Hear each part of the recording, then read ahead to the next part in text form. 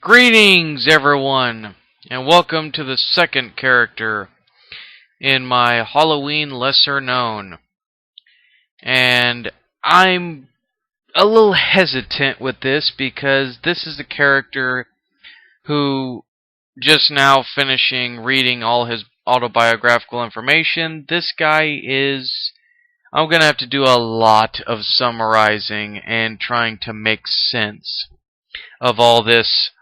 But I will be talking about Jack Russell, also known as the anti-heroish werewolf hero, or anti-hero werewolf known as the Werewolf by Night.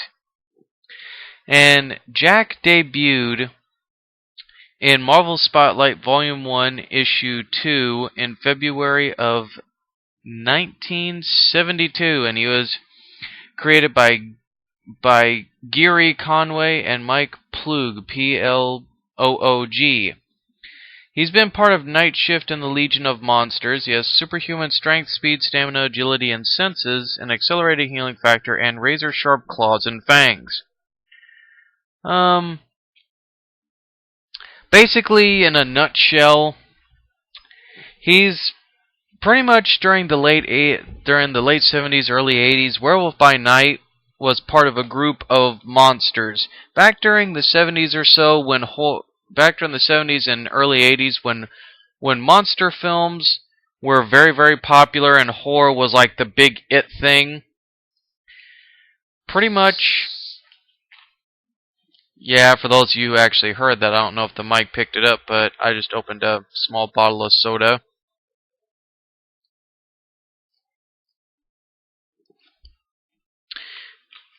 Just trying to wet my whistle a little bit, guys. I do apologize if that seems rude. But anyway, back during that time... almost knocked the mic off.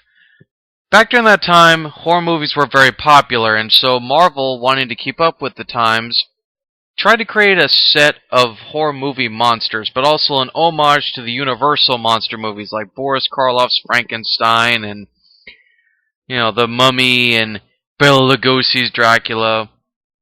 So they did a lot of creatures.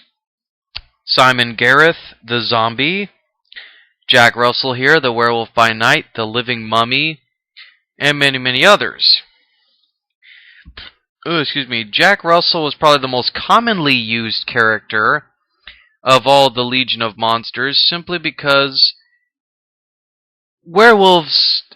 At least I guess the idea with Marvel was that werewolves were cool. Like, they were the coolest of the supernatural creatures. But he's teamed up with Spider-Man. He teamed up with Greer Grant Nelson, also known as Tigra, Spider-Woman. Werewolf by Night's, solo book was actually eventually featured the debut of Moon Knight. If Moon Knight basically debuted in Werewolf by Night's book. So, in a way, Werewolf by Night was like the essential, like, supernatural, like, monster kind of creature to always, team everybody up. He teamed up with Man-Thing as well, or even fought him. He fought Dracula. He also fought against Blade, I think, at one point. And they even had a team up with Spider-Man. Of course, then again, that doesn't really count because Spider-Man's teamed up with everybody, just like Doctor Doom has fought everyone in the Marvel Universe. Yeah, that's right, I went there. Don't start hating there, Chris. I know Spidey's your boy, but I'm sorry, they teamed him up with way too many people. But anyway, Jack Russell, his entire family lineage, at least from what I can briefly surmise, is that during the, I want to say, mid to late 18th century, early 19th century, the Russell lineage, as I'll call it, it's actually Rozoff. It's actually Jacob Rozoff, but he adopted the name Jack Russell just to hide, his family's legacy. Because apparently his family is cursed with lycancy. And this was just hereditary. It wasn't a gypsy curse.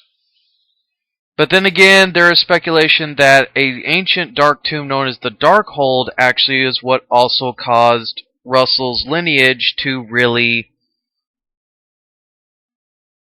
become werewolves. Yeah. And from what I'm reading, basically there was a whole entire deal where this evil cult called the Committee were trying to control the werewolf, use them for their own criminal benefits. Also, the biggest weakness that Werewolf by Night has, naturally, is silver. Keeping up with the legend that, a silver bullet can kill a werewolf. However, interestingly enough, Werewolf by Night has some vulnerability to fire. This is not explained very, very thoroughly, but still, also, apparently the character has some semblance of human intelligence. Like, he's very much somewhat aware, he understands partly emotions, but it's during a but he still is very animalistic, but he has some, like, cognitive, sense. Some sense of humanity. But it's only at night, during the full moon, that he just goes straight into, like, full lycancy werewolf mode, meaning that he has no humanity, no cognitive thought at all. It's just pure animalistic instinct to slaughter everything. But even if it isn't a full moon and he's in full beast mode, quote unquote, he still murders people. In other words, Jack Russell is pretty much the furry version of the Hulk that actually can kill. And I mean really kill. I mean, so badly that actually during January of 2009, there was actually a Max miniseries done to bring back not just the Werewolf by Night, but Morbius the Living Vampire and many other, monster characters. And Jack was also one of the characters back when, and F.W. Waller's gonna cringe when I say this, and even I kind of cringe to a certain extent to say it, when they brought Frank Castle back and made him Frankencastle. What's interesting is that when Wolfsbane of X Factor gave birth to her child also, that all werewolf characters, or any characters that had lycancy, were gunning for her child because it was a hybrid of an Asgardian god and a mutant werewolf. And Wolfsbane ended up rejecting her child because of how feral it was. However, believed to have been destroyed from this plane, she mourned and moved on with her life. However, Jack discovered that the child had not left, but that rather the child was teleported into a nearby cave, to which he found the child and decided to take the child for his own and raise it, and basically raise it to be a force for good, or at least try to help it tame its animalistic instincts. And in case you're wondering, I'm going sporadically all over the place on purpose because there's a lot of information that, I'm not gonna lie, it's really, really excessively detailed, and it's so terribly boring. Like, I started falling asleep just reading it. So I'm kind of going all over the place here, guys, with this video. Simply just because, one, I feel like it, two, it is my video, so I can pretty much do whatever I want to. And three, I'm trying to think of the most, summarized and most fun facts that I think you guys would really just enjoy the most about this. You don't like it, oh well, tough. As I said, it's my videos. But that's really actually about it. I wanted to make this video a lot longer and a lot more detail-oriented, but a lot of the information that I've seen has just been really ho-hum and excessive. Like, there's way too many details. It seems that they didn't summarize everything up, the way that I would have, wanted to. But even then, I don't think there's really much with Jack that really needs to be said. A lot of the stuff that dealt with him anyway, dealt with him teaming up with a lot of other Marvel heroes, like Captain America and, Iron Man and, the other members of the Legion of Monsters and so on and so forth. So basically, Werewolf by Night hasn't really had any singular character development. A lot of his development has been through the use of team-ups. And that kind of really downplays it, I feel, a little bit. So unfortunately, guys, I thought that this was going to be a powerhouse video, but it ended up actually being the weakest video. But take it however you will.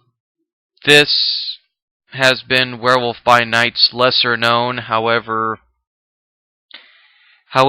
bad it may be. I guess supposedly you can do a lot of good videos, but you'll always have that. It's the class. Yeah. You guys get what I'm trying to say. Anyway, that is it for Werewolf by Night. Highly lesser known character, at least to the modern day public, I should specify.